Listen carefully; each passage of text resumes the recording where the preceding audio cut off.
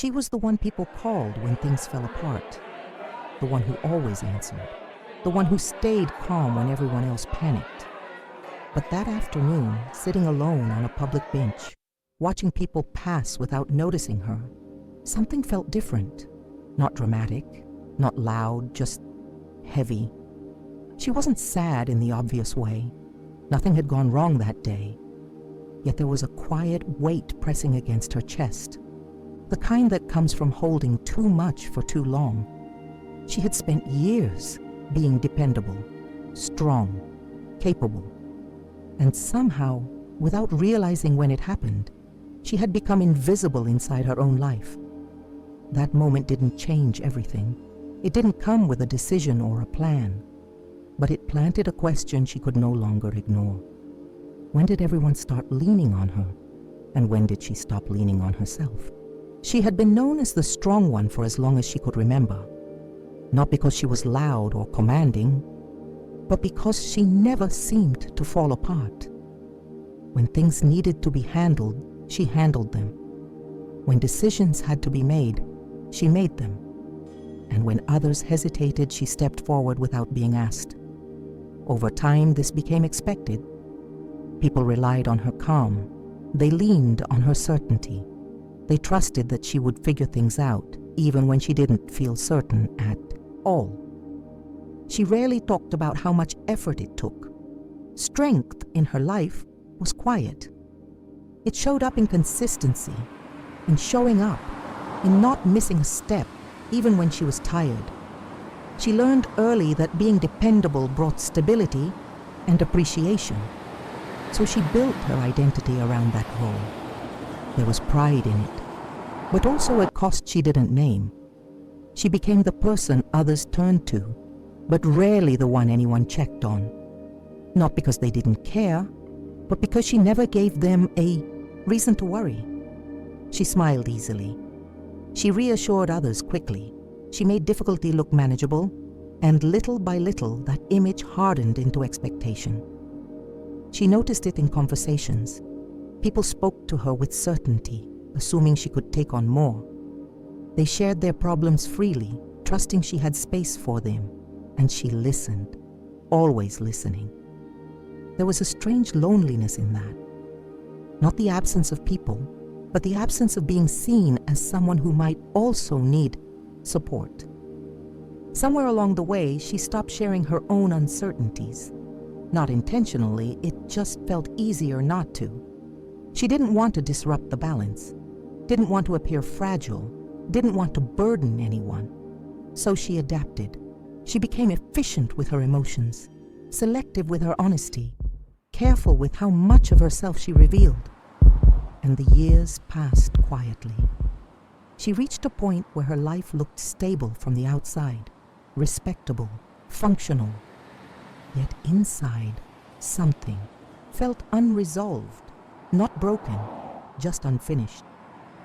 She sensed there was more to her than the role she played so well, but she didn't yet know how to reach it. And so she continued, strong as ever, without realizing how far she had drifted from herself. The exhaustion didn't arrive with a warning. There was no moment she could point to and say, "This is where it started." It blended into her days so quietly that for a long time she mistook it for normal life. She woke up tired, even after a full night's sleep. Not physically exhausted, something deeper. A tiredness that settled behind her eyes, followed her through conversations, and lingered long after the day ended. She noticed it most in small moments. Standing in line, her mind wandered, far away. During conversations, she nodded while feeling strangely distant. Tasks she had done effortlessly for years now required more effort than before. Still, she kept going. When someone asked how she was, the answer came easily. "I'm fine." It wasn't a lie. It was just the shortest version of a much longer truth.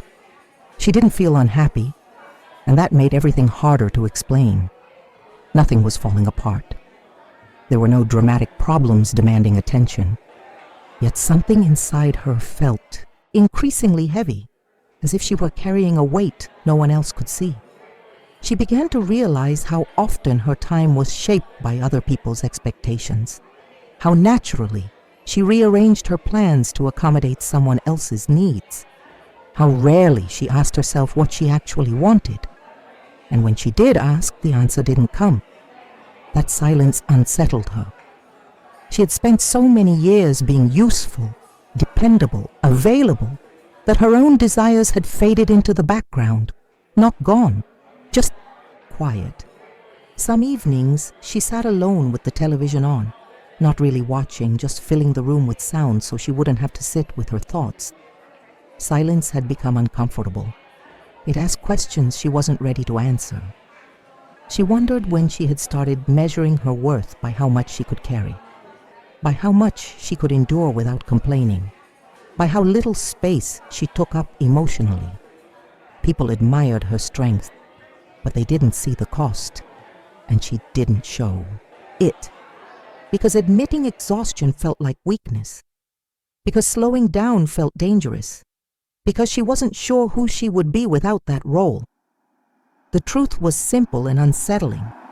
She had become strong by slowly stepping away from herself.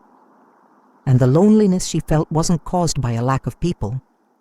It was caused by a lack of presence, her own. The change didn't announce itself. There was no dramatic moment, no breaking point that forced her to stop. It arrived quietly, disguised as a pause. One morning, she realized she was moving slower, not because she had to, but because she chose to. She lingered over simple things, a cup of coffee, a walk taken without checking the time. For the first time in a long while, she allowed herself to notice how she felt instead of pushing through it. Nothing in her life looked different from the outside. Her responsibilities were still there. The world still expected the same things from her. But something inside had shifted. She stopped apologizing for needing space, not out loud, just within herself. She no longer rushed to fill every silence or solve every problem that wasn't hers. There were moments of discomfort. Guilt surfaced when she said no. Uncertainty followed when she didn't step in to fix things. She questioned herself often, wondering if she was being selfish, if she was changing too much.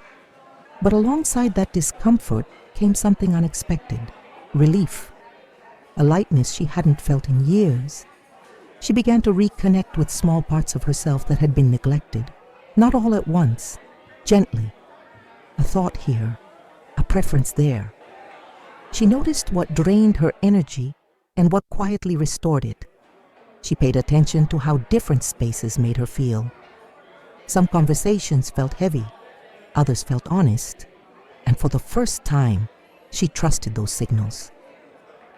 Strength, she realized, didn't have to mean endurance. It could mean discernment, choosing where to place her energy and where not to. She didn't announce her transformation. She didn't explain it to anyone. She simply lived it. And while the world continued as before, her relationship with it changed.